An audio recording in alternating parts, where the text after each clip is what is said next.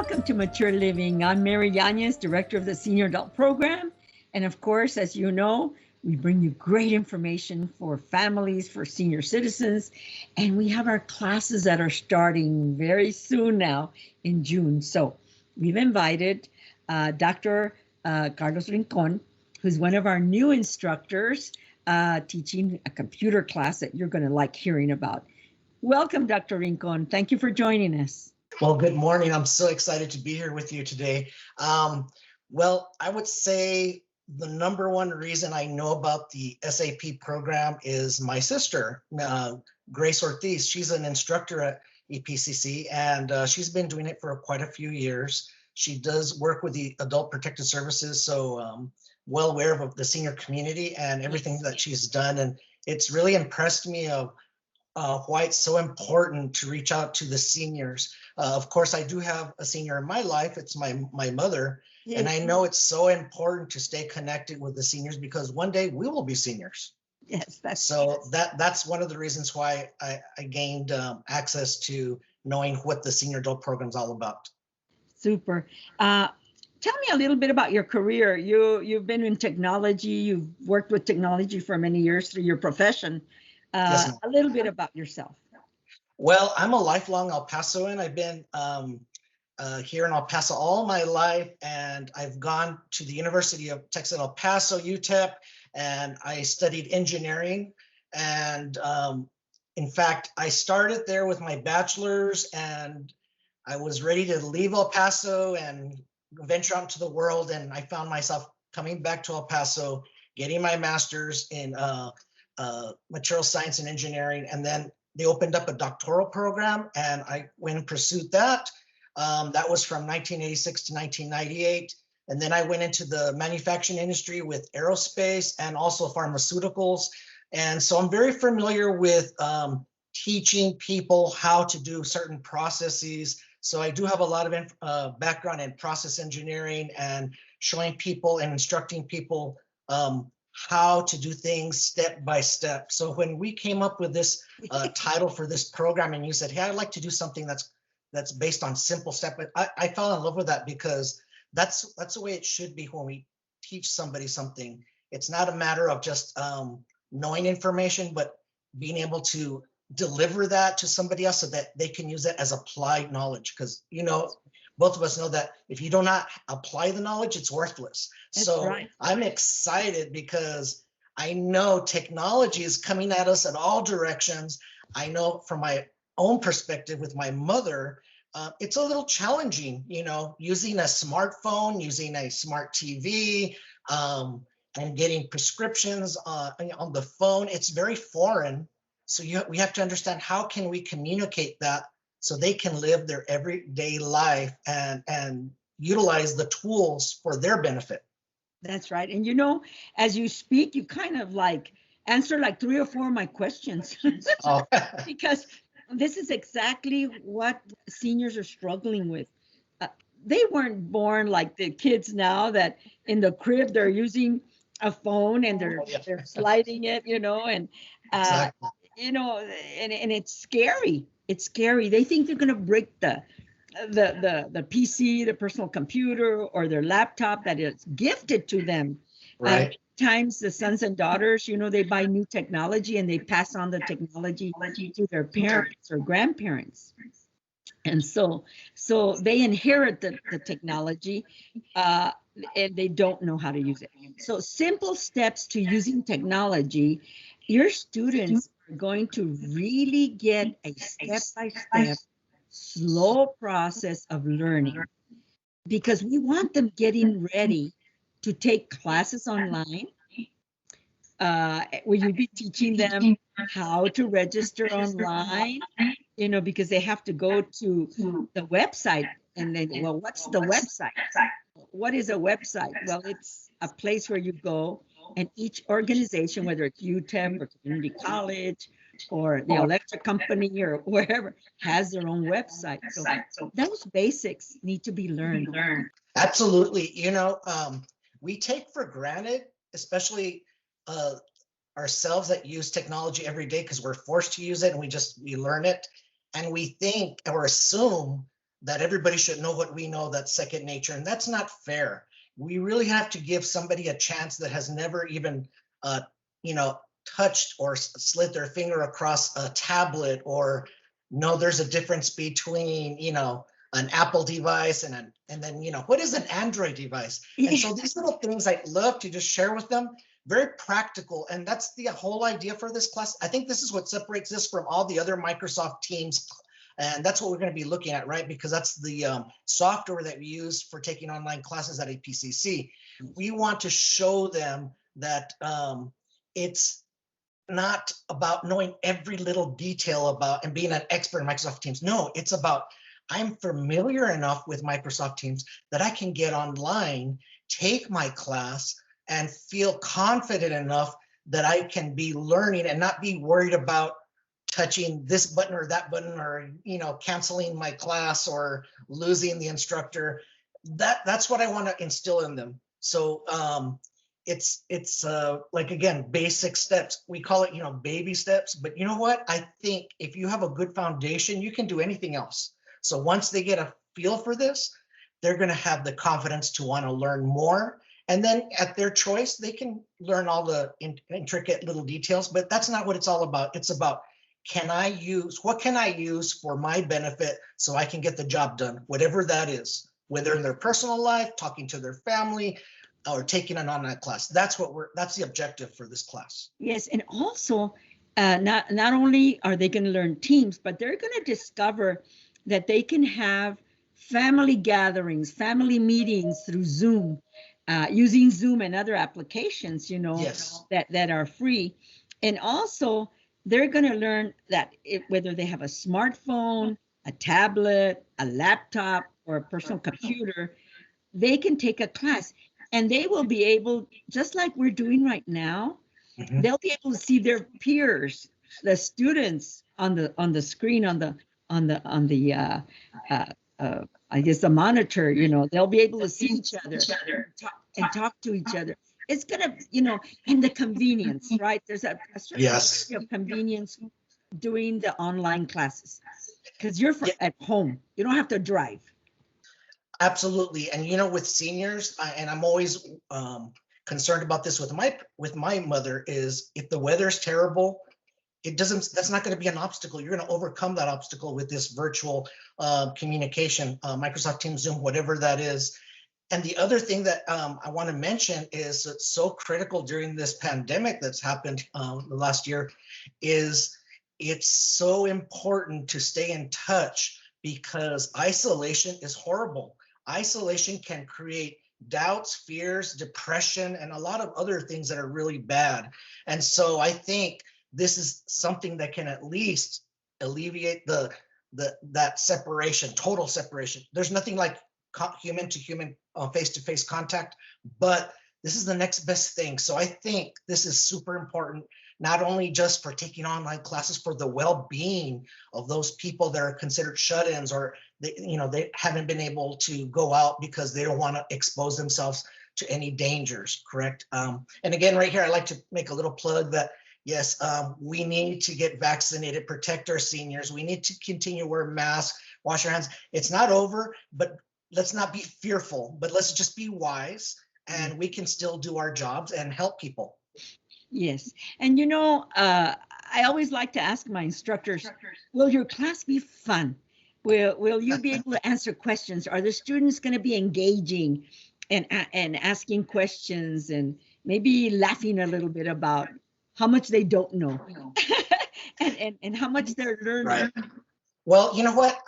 Now that you mentioned that, I'm going to strive to make that a very great focal point. And when, in the first meeting, we all know it's like greet and meet, and we get to know each other. The one thing I want them to feel is confident, that no question is a dumb question, and that the whole objective here is we're going to learn, and it's for their benefit. And it's not about, I want to know what you know or don't know. I just want to help you to get the knowledge that they need so that they can do the things that they want to do. That's the whole thing. How wonderful. So it's almost like a personalized class. What is it that you want to learn in this class? You'll ask God that at the beginning, and you'll try to reach and make sure that their goals are met in this class. And one of the things is that seniors can access services and information about Social Security, about their banking. They can access services that they're missing out on right now. And so, like you say, with COVID, we need to be extra safe. And these online classes will help and keep them healthy and safe. I do want to mention that registration is started already. I also want to mention how to register.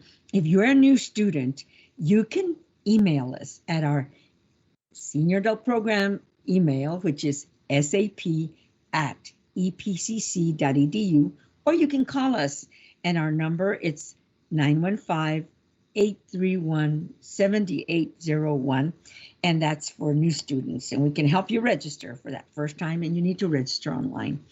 For returning students, you need to go to the EPCC website, which is epcc.edu. And so follow those instructions. We can also email you one of our mini schedules that has all of the Senior Adult Program classes, and you can have that handy so that you can see all the classes that we offer. And so we do want you to register for this wonderful new class, Simple Steps to Using Technology, which Dr. Carlos Rincón, our PhD, is going to be teaching in a very simple way. Your class starts on June the 1st. Yes, it's almost here. Just around. Yes, ma'am. It'll be from 9 to 11 on Tuesdays and Thursdays, and it'll finish up in July 8th. So it'll be about 6 weeks or so. But you know what? We'll do whatever it takes so that everyone gets everything they need in this class. So if we need to do something, I'll communicate with you. If they need an extra class, I don't know, whatever you want to do for this for them. I'm open to help people. That's what I want them to get out of this. They come out of there going, I learned something, and and it's going to help me. It's not just sitting in a class and just listening to someone speak. That's not what it's all about. It's about, like you said, interaction and getting something out of it. So I'm happy, I'm excited, and I'm all for this class. Oh, you know, Dr. Rincón, I think your students are going to love you. They're going to keep coming back.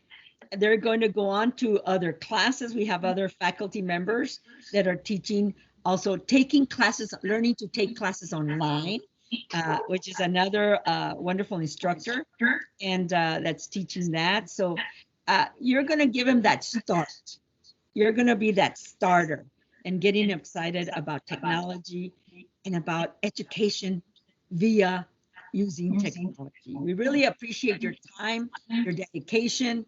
I think they're going to love you. They're going to be calling you, and you know, you make new friends in class. I think the one thing we have to understand is we want to remove all fears from our seniors. And if technology is a fear, we don't want that. We want them to understand that, you know, if you have the knowledge, you're able to do things for yourself and not be limited by the unknowns. So I just want to let the community know, hey, let's remove this unknown for our seniors and give them another piece of arsenal on their tool, or another tool in their tool belt, so that they can do and live quality life right now. And so that's what I want, just to help our seniors. Very good. Well, thank you for spending the time with us, a little bit of your time. I know you're busy. Everybody's working from home, including your wife, and we're all on computers. And we thank you for being with us, and we look forward to joining you in class. Thank you so much. We want students to register for your class. That's Simple Steps to Using Technology. Thank you, Dr. Rincón, and we'll see you next time, okay? Yes, ma'am. Thank you very much. Have a good semester. And we'll be back with more Mature Living guests.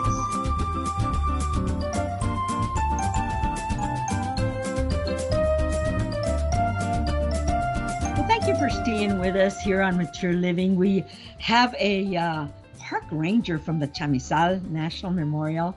No stranger to Mature Living. She always brings us great information because we want visitors. We want visitors at the Chamizal National Memorial. They've got activities, they've got beautiful grounds, and lots of things for everyone, for children, for grandmas, for the whole family. So thank you for being with us, Gina. I know you have a lot of information, so I just want you to get started in sharing. How are you doing? I'm doing great, thank you. And it's always a pleasure to be with you, even though it's virtual right now, but it's always our treat. So we appreciate it. And we do have a lot to share. It's not business as usual quite yet at the park, but we have been busy and there's a lot going on. And one special event that we just wanted to let people know about happened in April. In mid-April, there was a ceremony that was hosted by the Mexican consulate in El Paso, and it was to repatriate over 500 pre-Hispanic artifacts that had actually unfortunately been stolen from Mexico and were being smuggled through Big Bend National Park several years ago. And park rangers intercepted them. And over the last few years, the two countries have been working together to get those artifacts back home to Mexico.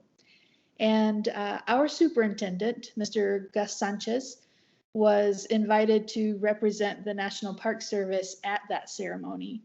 And we just thought that was very special because the mission of Chamizal, the purpose of Chamizal as a living memorial is to recognize the collaboration that the United States and Mexico have had over the years and celebrate that. And so this was another example of just that goodwill, friendship, and collaboration. And we were just really happy to be a part of that. And so we wanted to let everyone in El Paso know that had taken place. Very good. Now, over the year, oh my gosh, everybody's been doing stuff. And you also at the Chamizal have been working on a number of maintenance projects. Tell us a little bit about that so that we can also ask you about exhibits, and we're going to ask you about the programs and even COVID stuff. You know, is it opening up again? Yes, absolutely. So yes to all of the projects. I'll fill you in on the COVID updates in a little bit. But we've all been really busy, and our maintenance division is just spectacular. They have so much work to do at the park, and over this last year or so, they've been involved in some really great projects that some you can see happening across the grounds, others are in the buildings and not quite available yet, but we can't wait until everyone can see these. But some of the things that have been happening, we have a lot of new park benches that have been installed around the grounds. Our theater dressing rooms have been remodeled so that they are now wheelchair accessible. So that's very important.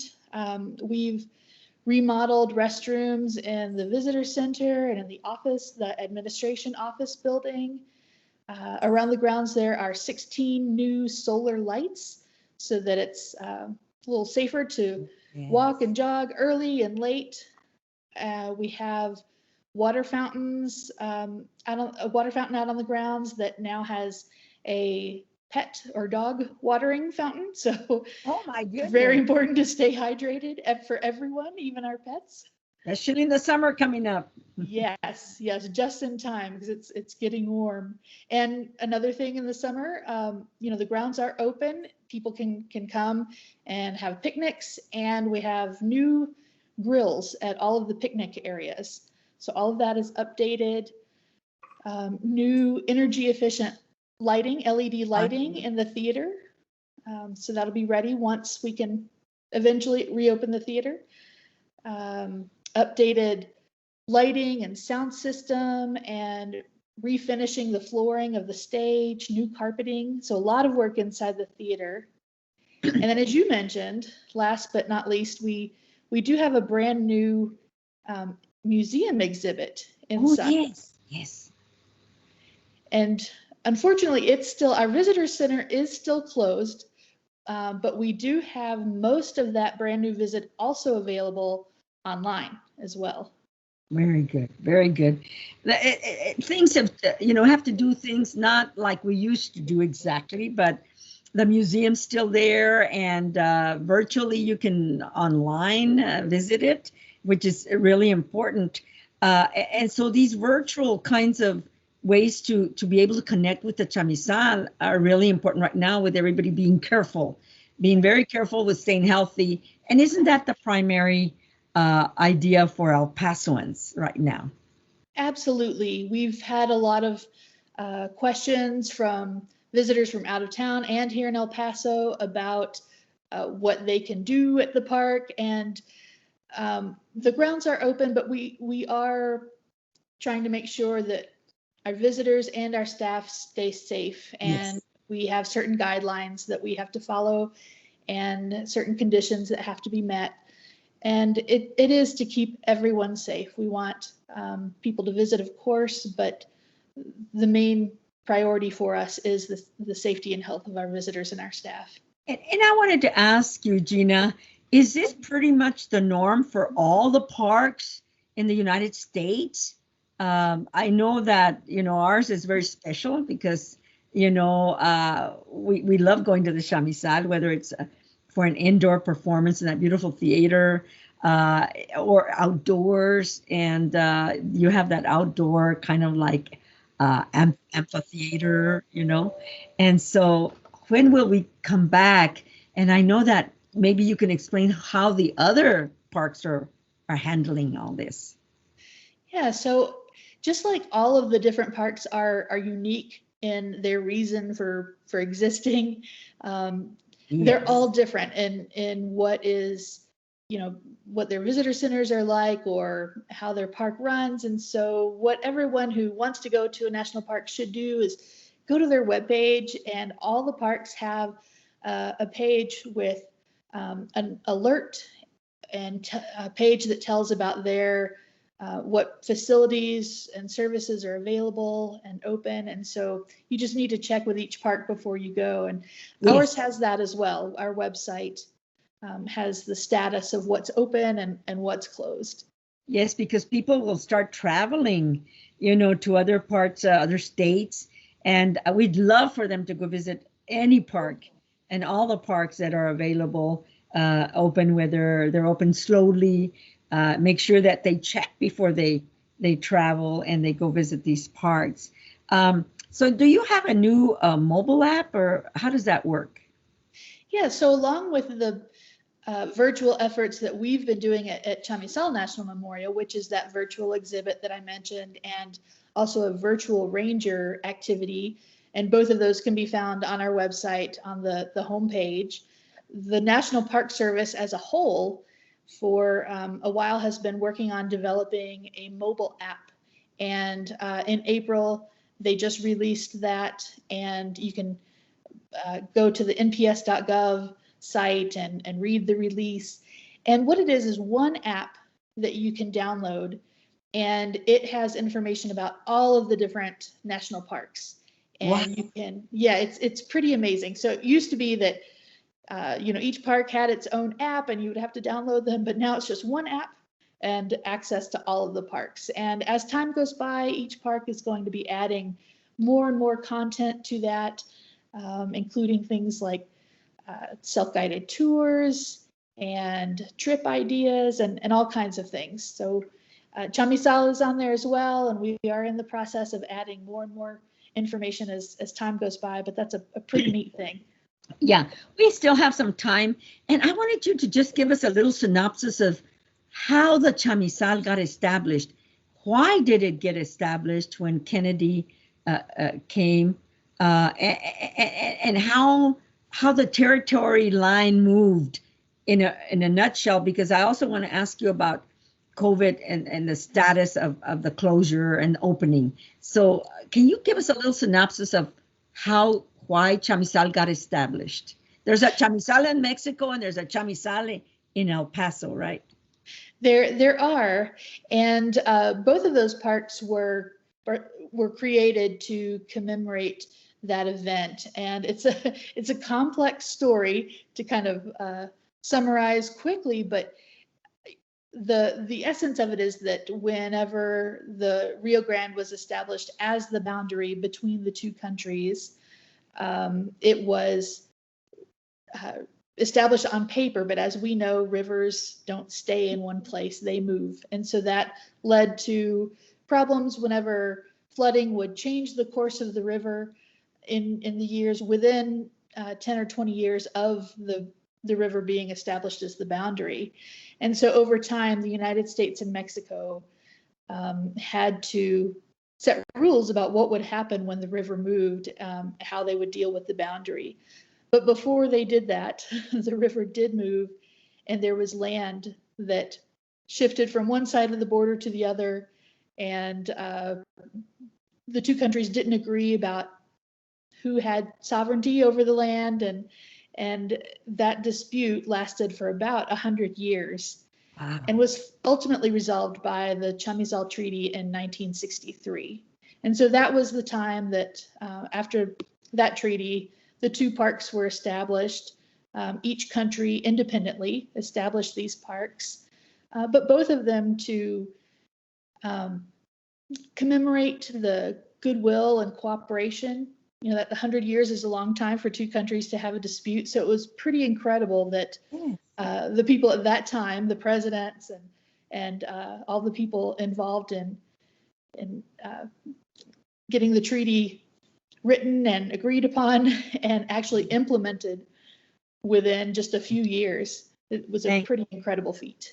It was, and that's why we exist here. That's why you exist, and you're working really hard. Now, give us a little update on the COVID closure status. Yeah, so right now our grounds are open as usual. So every day from 7 a.m. to 10 p.m. We do ask that to keep groups limited to 10 or fewer.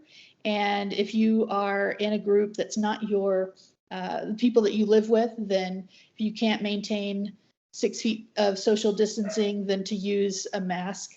The visitor center right now and administrative offices are still closed. As the conditions are right, phase in a reopening. Right now, what we have to offer is a self-serve information and national park passport stamp station that's outside from Monday to Friday, 10 a.m. to 5 p.m. So for those visitors who like to collect the brochure or the national park passport stamps, then you can do that. And there is also a number to call if anyone wants to participate in the Junior Ranger program. They can call a number and a ranger can come out and give them access to that program. Hey, you always have a tremendous amount of information for us to take up, and maybe they've missed a little something on this interview, talking with Ranger Gina Hernandez, our favorite visitor here on Mature Living, bringing us great information for families.